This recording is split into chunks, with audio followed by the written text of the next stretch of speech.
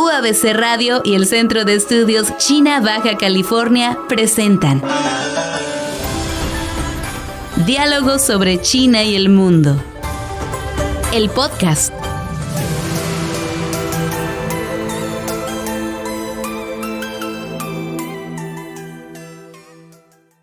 Bien, damas y caballeros, bienvenidos y bienvenidas a un episodio más de Diálogos sobre China y el mundo. Esta vez vamos a analizar un posible cambio quizás sin precedentes que se va a dar, o sí hay precedentes, pero ante lo que estamos es mucho mayor en la política internacional, que es el regreso de Donald Trump. Trump is back. ¿Cuáles son sus implicaciones para México, para China y para todo el orden mundial? Regresa a la Casa Blanca y hay implicaciones no solamente para Estados Unidos, sino para estos países que hemos nombrado y muchos otros, ¿no? Todo el mundo. Pues yo soy André Guerrero y bueno, vamos a hablar hoy con Jorge Galván sobre estas implicaciones. ¿Cómo la ves, Jorge? Un saludo a todos los que nos escuchan y hacen el favor de seguirnos cada 15 días. Pues es un tema que causó revuelo en el mundo, ¿no, André? Sí. Ya venía causándolo por las encuestas, ¿no? Nos apuntaban a que iba a ser una competencia mucho más reñida de lo que al final fue, ¿verdad? Un empate técnico, casi sí, todos los pronósticos. Hablaban de ello, que ahí también creo yo que tendríamos que empezar a ver con más detalle los resultados de las encuestas, ¿no? Porque son bastante manipuladoras. Pero bueno, lo cierto es que Trump ganó, ¿verdad? Y pues bueno, vienen bastantes cosas interesantes, creo yo, para la vida política en Estados Unidos, en América y en el mundo, ¿no? Así es, en múltiples ámbitos va a haber afectaciones en negocios internacionales, relaciones internacionales, en términos comerciales, geopolíticos. Vienen cambios en el futuro próximo, 4 años. Por ahí recuerdo haber escuchado una nota donde hizo un comentario hace poco sobre mi periodo va a durar 4 años, se lo dijo ahí un grupo de senadores, a menos que ustedes piensen lo contrario, ¿no? Así como dando señales de modificaciones constitucionales para reelegirse. Eso también tiene pues un mensaje importante. Como siempre, Jorge, agradecer a UABC Radio por el espacio, por el apoyo para hacer estos episodios posibles, y a la Facultad de Contaduría y Administración, a la Universidad Autónoma de Baja California. Revisen la programación de UABC Radio, es muy amplia, muy dinámica, y también revisen los programas de licenciatura, de posgrado de nuestras facultades, en especial de la FCA, pero también de toda la universidad. Somos una universidad de mucho prestigio a nivel nacional. Así que bueno, Jorge, vamos a hablar sobre el contexto. Antes, lo que decíamos al principio, Jorge, antes de hablar de cómo se dieron estas elecciones, creo que hay precedentes que nos pueden ayudar a decir, bueno, lo que se viene es esto, ¿no? Aunque ahorita la configuración está muy distinta a hace 8 años atrás, cuando inició Trump. Pero ese cuatrienio que tuvo Donald Trump, pues podemos decir que tuvo una postura proteccionista, ¿no? Que se dedicó con esta frase tan icónica, America First, ¿no? En donde ponía en primer lugar a Estados Unidos. Y eso tuvo implicaciones en términos migratorios, sobre todo en el caso mexicano, una guerra comercial directa, explícita con China, no solamente comercial, sino también tecnológica, como sabemos. Entonces, estos dos países han sido un par, ¿no? Que ya hemos destacado aquí sobre el triángulo geopolítico, comercial que hay entre China, Estados Unidos y México. Entonces, ¿cómo ves tú, así en palabras menos, Jorge, el contexto de ese cuatrienio? ¿Qué nos dice para plantearnos hacia los próximos 4 años, el futuro próximo? Fíjate que cuando ya analizas de manera detallada las propuestas y acciones que en su momento realizó el gobierno de Trump hace 8 años, ¿no? Y bueno, concluyó hace 4. No estaban del todo descabelladas, ¿no?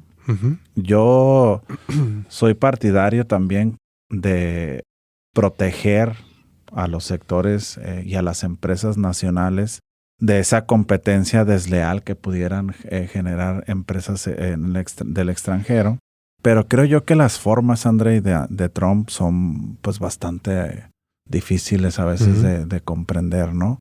La postura también de los migrantes, digo, no este discurso de odio que se puede escuchar y leer, pues es muy agresivo, ¿no? Pero lo cierto es que los países pues deben de definir una política migratoria adecuada a los intereses también de la población, ¿no? Entonces, como que en pocas palabras pudiéramos decir, es una persona extremista, diría yo, ¿verdad? Afortunadamente creo que el mundo lo conoció y por lo que uno puede leer y escuchar, ya no causa tanta sorpresa lo que ahora pueda ocurrir. Pero también se señala que en este periodo ya no buscaría una reelección, lo que pudiera hacerlo actuar de manera más agresiva, a diferencia de el periodo anterior, cuando él pretendía ser de alguna forma reelecto y por ende tal vez su comportamiento era ligeramente más moderado, ¿no? Que yo no creo que haya sido, o que tanto haya sido moderado. Pero yo creo que es un personaje interesante que en pocas palabras representa la postura de la ultraderecha en el mundo, ¿no? Muy un bien. discurso que se replica y hace eco en muchos lugares cada vez más, ¿no? He escuchado que a diferencia de ese primer periodo, ahora se han ido muchos de los asesores que tenía y que buscaban moderar ese discurso tan extremo que tiene, ¿no? Sí. Y además está esta coyuntura también de que quizás ya no tenga posibilidades de reelegirse. Eso lo hace pues aún más peligroso, podríamos decir, más irse al extremo, sí, más... ¿Cómo la ves ahí? Aunque políticamente creo yo que tampoco puede cometer el error de hacer que el trumpismo, ¿no? Como se le llama al movimiento que lidera, se quede acéfalo cuando él ya no pueda reelegirse, porque tienen que empezar a encaminar figuras importantes, ¿no? Que le secunden ahorita y empezar a proyectarlas de cara a 4 años. Digo, el tiempo pasa muy rápido, ¿no? También creo yo que va a ser importante estos primeros 2 años debido a que se celebran elecciones intermedias de nuevo. Entonces, el cometer errores o el actuar de manera muy abrupta, creo yo que le pudiera perjudicar perdiendo las elecciones intermedias y de nueva cuenta poniendo en riesgo la continuidad del movimiento en 4 años. Entonces, como que los periodos electorales tan cortos en Estados Unidos lo pudieran hacer conducirse de manera un poquito más mesurada, creo yo, ¿no? Muy bien. Esto inició entre Biden y Trump y terminó entre Kamala y Trump, ¿verdad? Así es. Jorge, ¿cómo viste esa primera competencia que tuvo entre Biden, Trump? Fue un fallo, ¿no? Que haya iniciado así con un presidente que ya mostraba señales de salud pues complicadas. Bastante. Y que después le pasa la batuta muy tarde quizás, ¿quién sabe? ¿Cómo ves esa situación que hubo? ¿Fue un error? ¿No calcularon? Se lee eso, ¿no? Que el tiempo que le dieron a Kamala tal vez no fue el suficiente. Digo, ya viendo las cosas con el periódico del lunes en la mesa, pues es distinto, ¿no? Fíjate que aquí yo cuando ocurrió eso y bueno, cuando tú le das seguimiento, que es algo que yo siempre recomiendo, André, digo, las personas difícilmente le dan seguimiento a la vida política de México, pues menos le dan seguimiento a la vida política de Estados Unidos, pero yo es algo que recomiendo porque impacta e influye mucho en el resto de países, ¿no?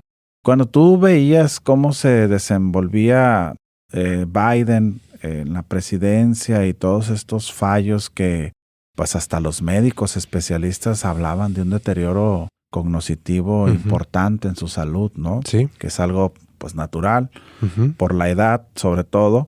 Después te encuentras con esto, ¿no? Una actuación bastante criticada en el primer debate de los candidatos a la presidencia y ahí es donde se gesta, creo yo, el golpe de estado interno.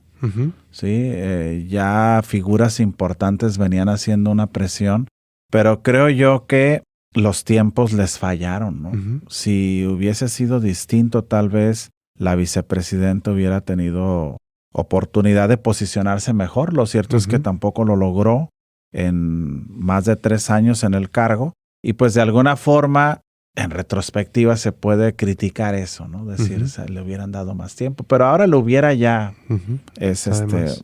está de más, ¿no? Ahora también se ha puesto en tela de juicio, pues, quién tomaba las decisiones, ¿no? Ujú.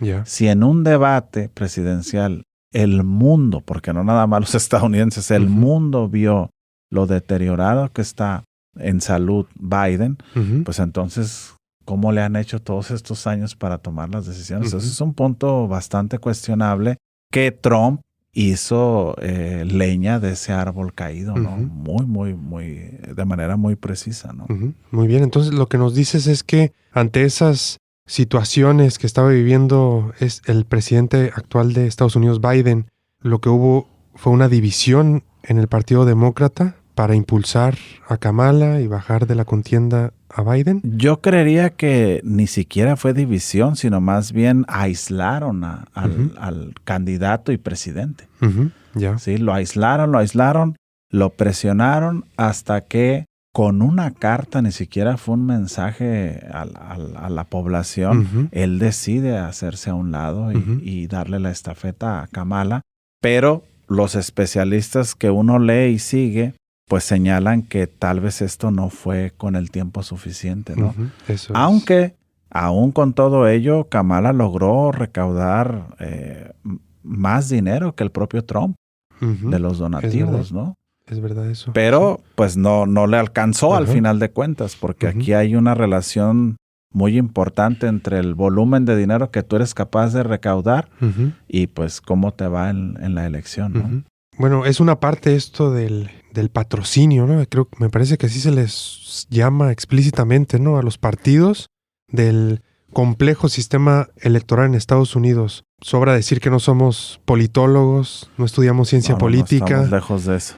y que no somos especialistas en Estados Unidos, ni de China, ni de México, pero tratemos de hacer una muy breve explicación sobre el funcionamiento del sistema electoral en Estados Unidos, muy complejo, muy distinto al mexicano, ¿no? Yo no entiendo el de México a cabalidad, como decías hace rato, que voy a andar entendiendo el de Estados Unidos. Entonces, Sí. ¿cómo funciona esto de elección indirecta, Jorge, en Estados Unidos?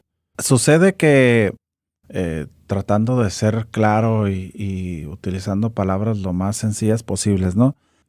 Cuando se habla de una elección indirecta, significa que no necesariamente gana quien obtiene más votos. Ujú. Así ¿sí? es. A diferencia de un sistema electoral como el mexicano, en donde el candidato que obtiene más Ujú. votos es el que gana. Ujú. ¿Por qué funciona así en Estados Unidos? Pues porque existen por estado 50 pues, colegios electorales, ¿no? Que son formados por personas que representan los intereses de la población Ujú. y que el número se decide en base al tamaño poblacional Ujú. de cada estado. Entonces, 48 de esos 50 tienen una regla muy sencilla, que es que cuando están votando, si la mayoría de los votos se carga a un candidato, todos los votos del colegio van hacia el candidato, Ujú. ¿sí? Salvo 2 estados en donde sí hacen la división de manera proporcional. Ujú. Esto significa que los candidatos se disputan territorios que muchas de las veces son territorios que no tienen una postura muy clara, ¿no? Ujú. Allá se manejan por colores, el azul y el rojo, Ujú. ¿sí? Que son los famosos swing states, ¿no? Ujú. Que son 7 en particular para este proceso.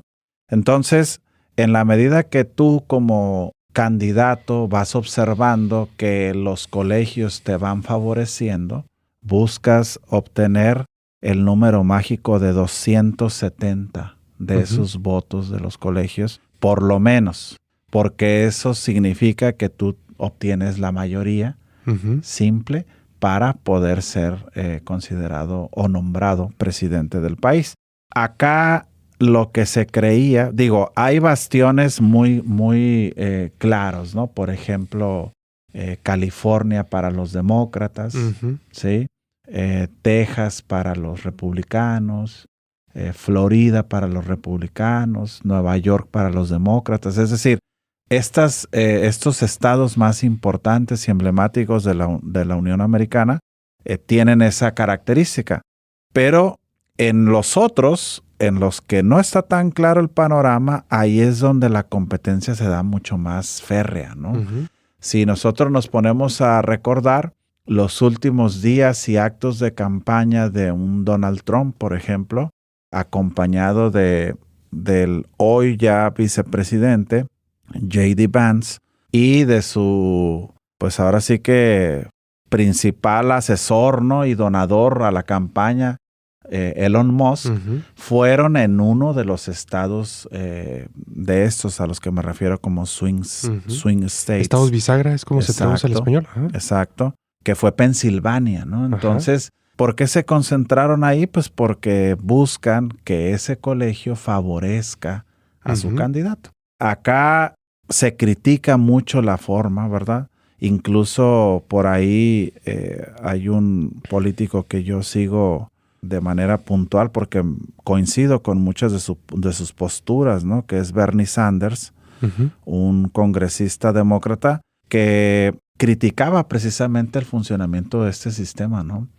Hay muchos especialistas que señalan que el sistema electoral estadounidense debiera reformarse, debiera de convertirse realmente en una democracia. Y fíjate, sucedió algo muy curioso, André. A diferencia de hace 8 años, Trump ganó en los colegios, pero no ganó en el voto de la gente. Hillary Clinton había obtenido mayor número de votos. Acá gana en los colegios de manera clara y gana, creo que cerca de 5 millones de votos de diferencia, ¿no? Entonces ahí te da una demostración de que su figura venía con una fortaleza importante, ¿no? Así es. Y 2 partidos solamente, Jorge, no como tenemos aquí en México cantidad de partidos que se crean, desaparecen, ¿o cómo funciona eso? Hay varios, pero al final otra de las críticas al sistema es que recae en un bipartidismo, ¿no? De hecho, hubo 4 candidatos a la elección presidencial. Casi nadie supo. No, ni interesa. Casi nadie supo, pero hubo 4. De hecho, una de ellas... ¿Independientes o con otro partido? Sí. Organizaciones que los secundan y... Digo, acá volvemos a esta otra crítica, ¿no? Que se hace a veces que tiende a recaer en la parte financiera, ¿no? Si tú no eres fuerte financieramente, estás frito, no puedes competir, exactamente. O sea, se habla de cientos de millones de dólares, ¿no? Entonces, estos candidatos pues obtienen muy pocos votos, pero al final participan, se registran, porque a diferencia y una de las bondades del sistema electoral estadounidense en comparación a sistemas como el mexicano está en que tú para ser candidato independiente necesitas cumplir con menos requisitos para participar, ¿no? Esta es una de las bondades. Digo, tiene sus pros y sus contras como todo, ¿no? Pero sí hay aspectos que lo hacen un sistema muy complejo. Yo no conozco en el mundo un país que funcione con un sistema similar. Sí, no me atrevo a decir por lo mismo que señalabas, no soy politólogo ni soy experto en el tema, pero uno se documenta y le gusta. No me atrevería a decir que no hay ningún país, porque son muchísimos países, pero no conozco ninguno, fíjate. Sí, y a pesar de la enorme influencia que tiene Estados Unidos, ¿verdad? Hacia, sobre todo América Latina, ningún país, me parece, tampoco de esta región, se ha atrevido a hacer algo similar, ¿verdad? México ha ido por otro camino distinto a esto de colegios electorales, bipartidismo, etcétera, ¿no? Bueno, Jorge, decías que es importante conocer el sistema político, la vida política en Estados Unidos y las consecuencias para el mundo.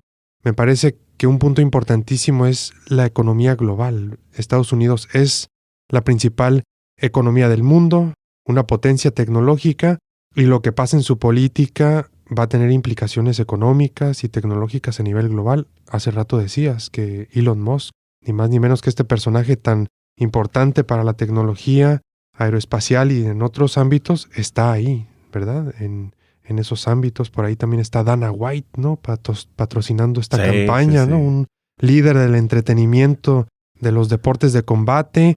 Entonces, ¿qué más? A ver, me parece, en términos de seguridad, definitivamente, ¿no? Esto va a tener implicaciones, ¿no? Estados Unidos es un activo país que está liderando estas discusiones sobre paz y seguridad o guerra. Y por otro lado, también en términos de cambio climático, este país es uno de los principales emisores de gases de efecto invernadero. Entonces, sus decisiones tienen un impacto muy fuerte en muchos ámbitos. Por eso a mí me parece relevante conocer la vida política en Estados Unidos para todo el mundo. ¿Alguna otra consideración que tú quisieras decirnos? Definitivamente, y más nosotros, ¿no?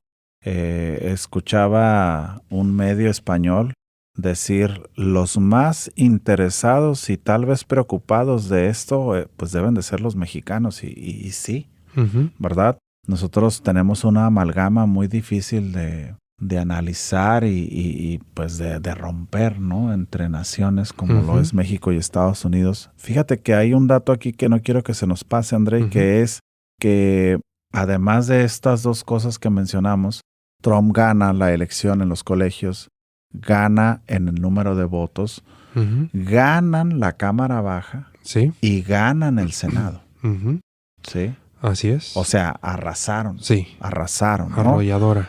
Algo, fíjate acá también, algo que en su momento, cuando ocurrió con Morena en la elección de acá, de México, Estados Unidos criticó, ¿no? Algunos actores políticos de aquel país, encabezados por el embajador todavía, ¿no? De Estados Unidos en México, Ken Salazar, criticaban de que Morena había logrado arrasar en la Cámara Baja y en la Cámara Alta, y estuvieron haciendo ahí menciones a manera de crítica y de que eso no era bien visto, pero cuando ocurre allá con ellos, pues nadie dice nada, ¿no?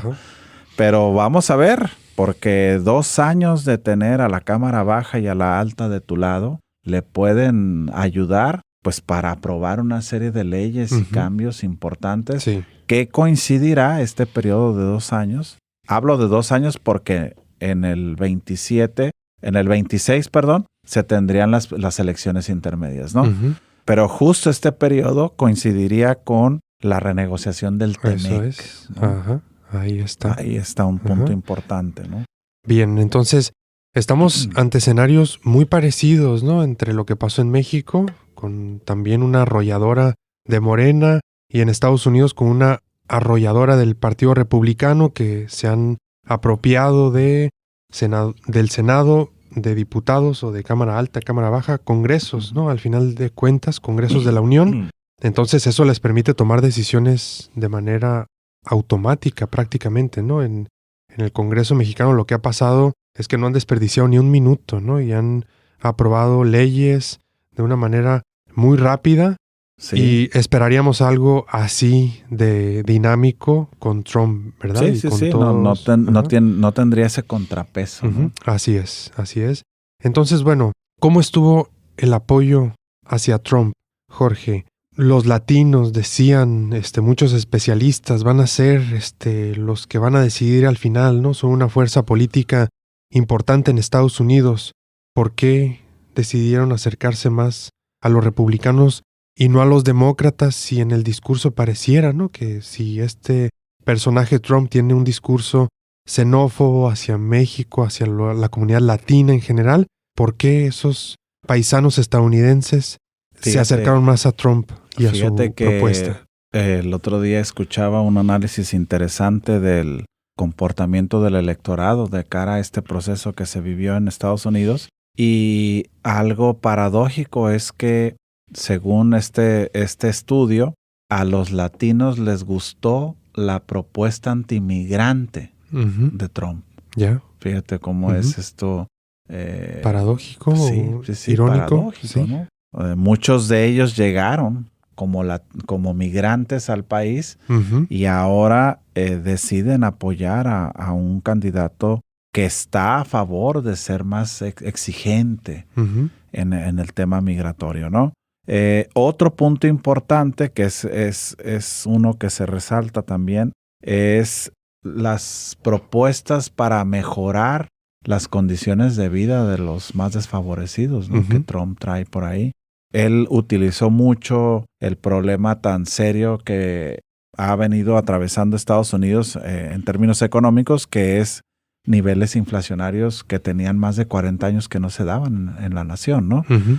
Y digo, una cosa es decirlo, otra cosa es que la economía responda y se logre, pero él hace mención de la importancia de volver a lograr que los precios se estabilicen, Ujú. lo cual a la comunidad latina en general, que pues está entre la clase media y baja en su Ujú. gran mayoría, Ujú. podemos llamarlo así, ubicarlos así, le gustó estas propuestas, Ujú. les gustó, ¿no? Ahora es contradictorio, pues estamos hablando de una persona que tiene un discurso bastante agresivo en contra de todo aquello que no sea anglosajón, Ujú. ¿no? Entonces, por ahí se dio. También fue importante el voto de otros grupos étnicos que también en su momento históricamente han venido favoreciendo a los demócratas y que hoy en día se decantaron por el republicano, ¿no? Ujú. Tienen como que muy bien definidos los perfiles, André. En términos muy generales, la persona con mayor nivel educativo tiende a ser más a favor de los demócratas, ¿no? Que Ujú.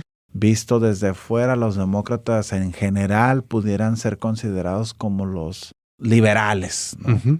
Y los republicanos atraen el voto en general, digo, esto es en términos generales, de las personas con condiciones, niveles educativos más bajos y condiciones más desfavorables de Ujú. vida, ¿no? Entonces, como que tienen muy bien Ujú. detallado esta complejidad, ¿no? Porque al Ujú. final de cuentas Estados Unidos es un país tan grande y Claro. multiétnico que es Ujú. muy complejo analizar Ujú. todo ello, ¿no? ¿Y esto por qué será, Jorge, de que los republicanos están más vinculados o son más afines las personas de menos ingresos, menos niveles educativos, si Trump representa casi el Y es un extremo, ¿no? multimillonario. Eso es un multimillonario. Sí. Entonces, ¿cómo puede Pues ser es lo que encuentren contradictorio, ¿no? afinidades? Sí. Encuentran afinidades precisamente por el tipo de discurso, ¿no? Ya, ajá. Los Por el convence tipo de con la discurso, narrativa. les Eso llega, es. les convence. Ajá. Sabe hablarles. Exacto, Ajá. sabe qué decirles, Ajá. aunque hay que ser cautelosos. Yo lo digo en reiteradas ocasiones, ¿no? Mucho de lo que habla, pues, no es ni siquiera realizable, ¿no? Ujú. Claro. Pero la gente lo cree. Ujú.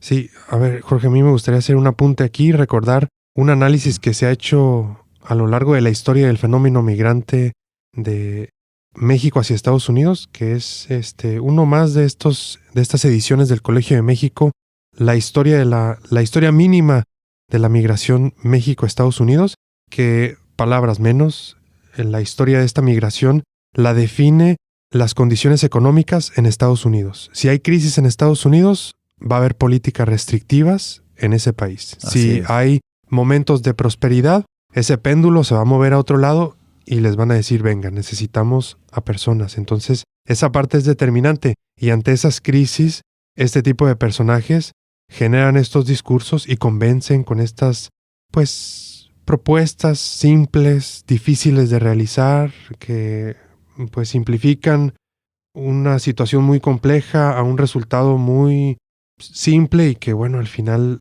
convence, ¿no?, a estas personas. Eso es importante de considerar en términos de narrativas, ¿no?, que ya hemos comentado tanto Sí. aquí, ¿no?, de la importancia de, pues, ponderar ahí las opiniones, ¿no?, informarse ampliamente. Ahora también es interesante, Andrei, pues analizar desde la otra óptica, ¿no?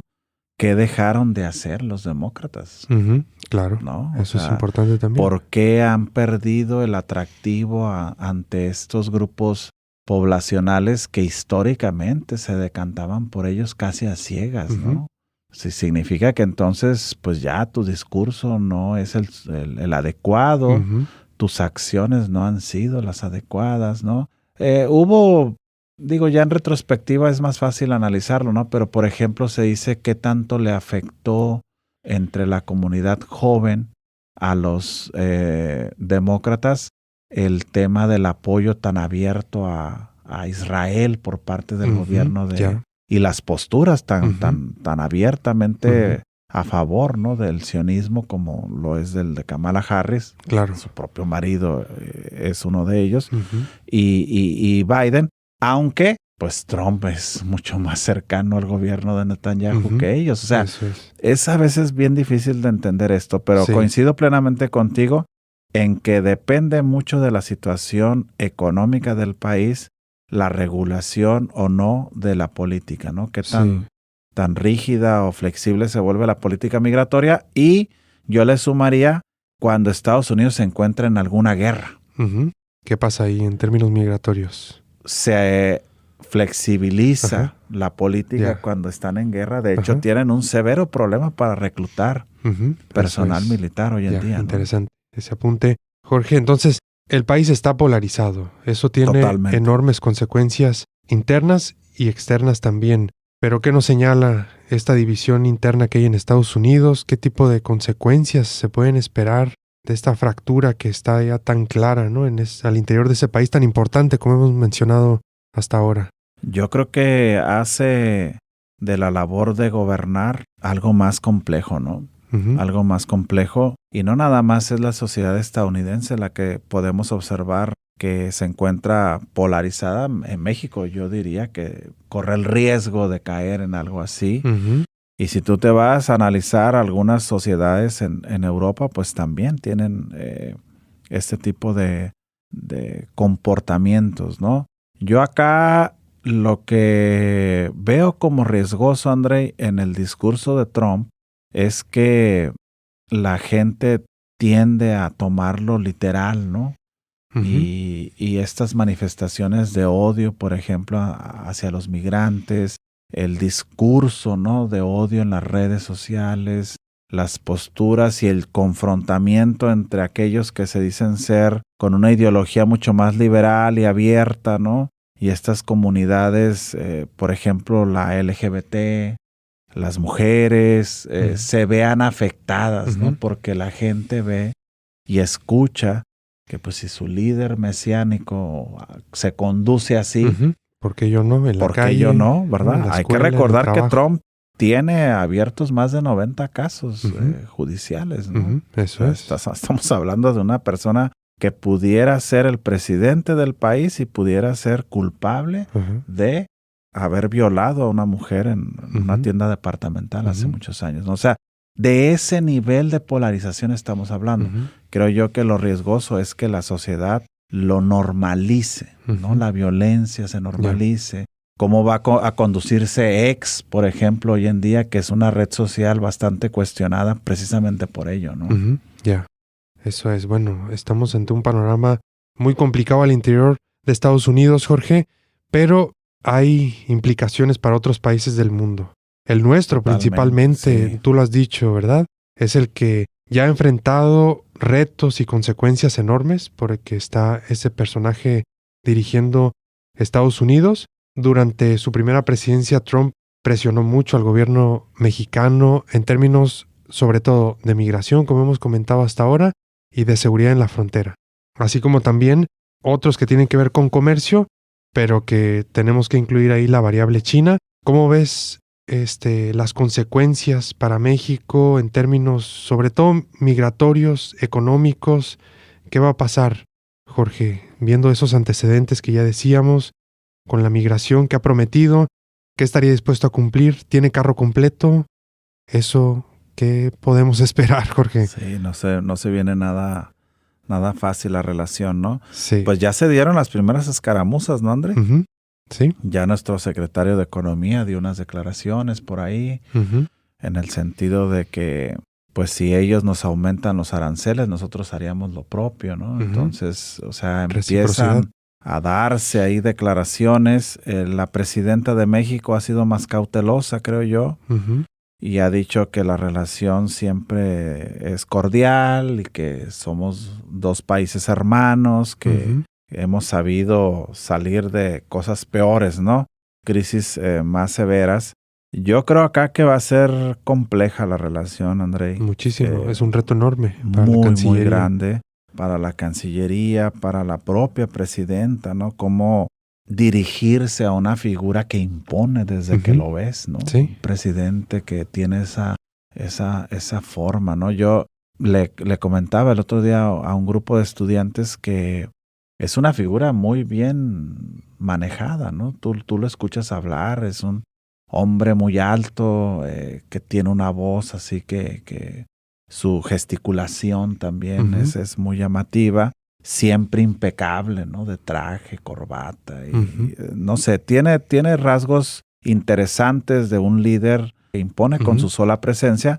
Vamos a ver acá cómo la presidenta se conduce. Viene una prueba interesante para ella en lo particular con esta cumbre del G20 que se avecina, ¿no? Vamos a ver cómo van dando sus primeros pasos en el ámbito internacional y esperar a que llegue junio, a que llegue enero, del próximo año, que entre en funciones Trump y que la cosa empiece a darse de manera cordial. Esperemos. Mira, yo creo aquí que hay 3 temas que le preocupan mucho a Trump y a su equipo, ¿no? Los flujos migrantes que atraviesan por México, el tema del fentanilo y la relación comercial que tiene China con México y a su vez México con Estados Unidos, ¿no?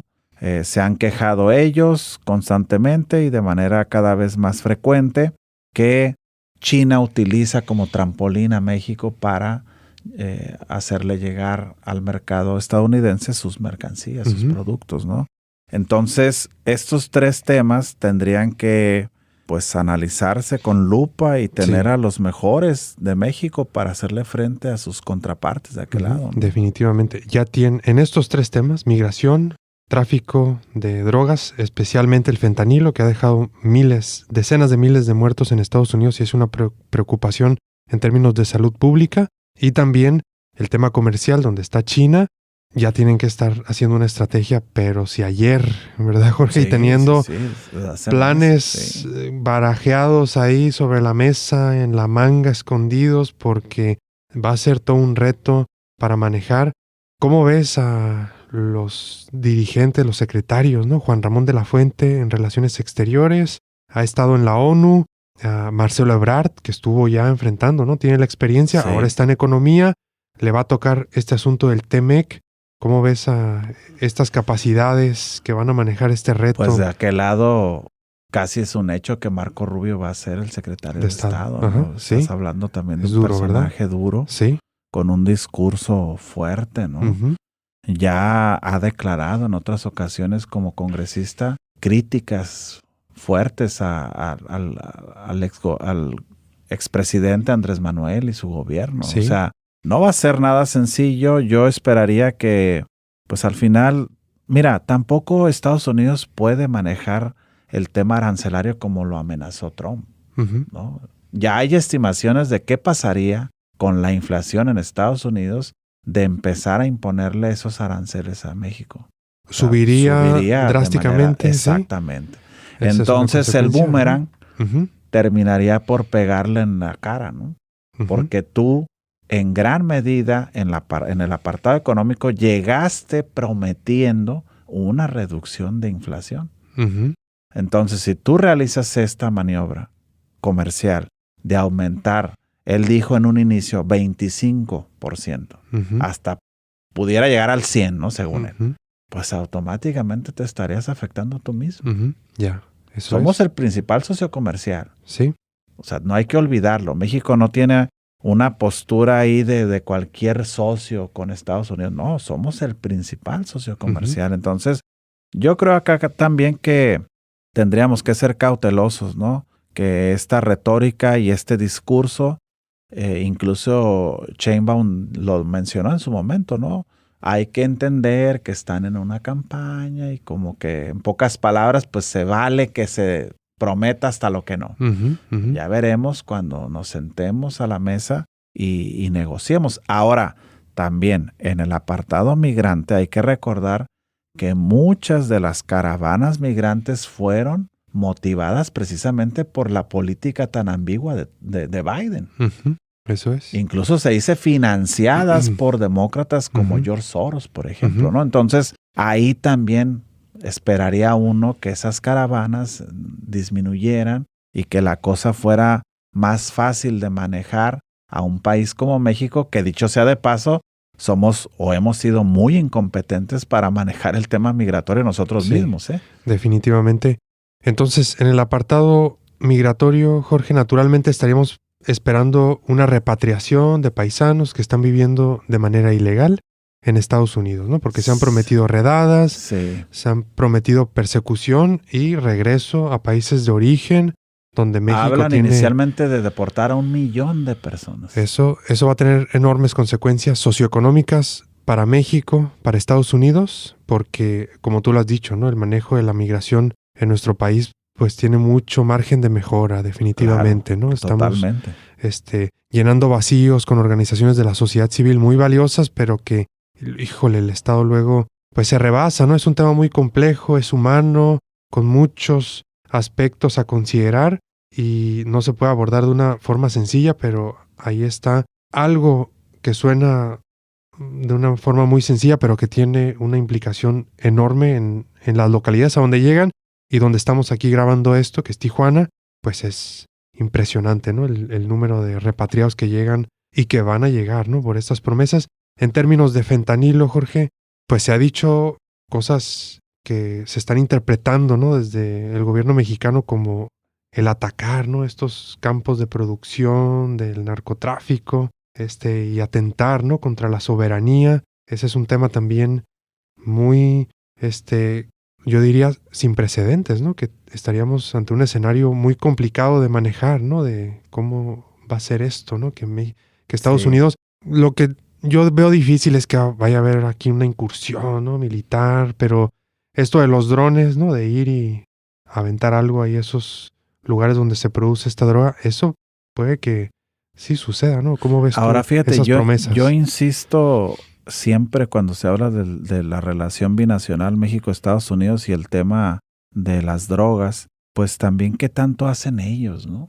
Eso ya lo dijo Ebrard, ¿no? En su momento con el tema de las armas, ¿no? De hecho, hay que recordar que tenemos unas demandas como país abiertas en la Corte de Nueva York en contra de empresas armamentistas. Entonces, acá tendría que sentarse el gobierno estadounidense, el mexicano, y definir estrategias que respondan a la gravedad del asunto, ¿no? Ahora, hoy es el fentanilo, anteriormente fue el cristal, anteriormente fue la cocaína. O sea, algo va a ocurrir en el futuro con otra droga, sí, o sea, el tema creo yo no es la droga como tal, pero pues, volvemos a esto, ¿no? En el discurso para Trump era muy fácil hablar de esto, ¿no? Que la culpa es de México, pero a ver, tienes un mercado tan grande allá, las instituciones financieras estadounidenses que lavan tanto dinero, de lo que poco se habla, y nadie quiere levantar la alfombra y ver qué tan sucio está abajo, ¿no? Entonces, yo creo que acá México tendría que ser cauteloso, ¿no? Verlo fríamente, no es el primero que despotrica en contra de que México es el culpable de casi todos sus problemas, ¿no? Pero sí es importante que, como tú bien lo señalas, pues México tenga plan B, plan C, plan D y no sé qué tantos planes más. No ser reactivos, definitivamente. No puede ser eso la solución, ¿no? De van a hacer esto, pues así vamos a hacer nosotros. Híjole, tienen que pensar en múltiples escenarios. Y esto también, Jorge, tendría consecuencias enormes para México, su socioeconomía, porque Sinaloa, ¿no? Es un lugar en donde sabemos, ¿no? Que el narcotráfico está muy integrado a la sociedad, al territorio, y ya se están dando situaciones muy complicadas allí, ¿no? Ahorita, sin que Estados Unidos todavía abra esta puerta, ¿no? Entonces, imagínate nada más, ¿no? Si ahorita se están cancelando estos eventos tan importantes para Sinaloa, la vida nocturna, el comercio está ahorita pausado, pues imagínate, ¿no? Con una amenaza de ese tamaño de parte de Estados Unidos, Es un tema que puede tener enormes consecuencias para la vida social y económica de ese estado y de gran parte del país, ¿verdad? Sí, definitivamente. Entonces, Jorge, en el apartado comercial, ahí está la variable China. Durante el primer periodo de Trump, la relación con China fue muy tensa en términos comerciales, pero también tecnológicos. Lo habíamos dicho aquí ya en este espacio. Esa competencia no es nada más el imponer aranceles para proteger la economía, sino imponer aranceles, restringir empresas chinas para parar ese desarrollo tecnológico de ese país.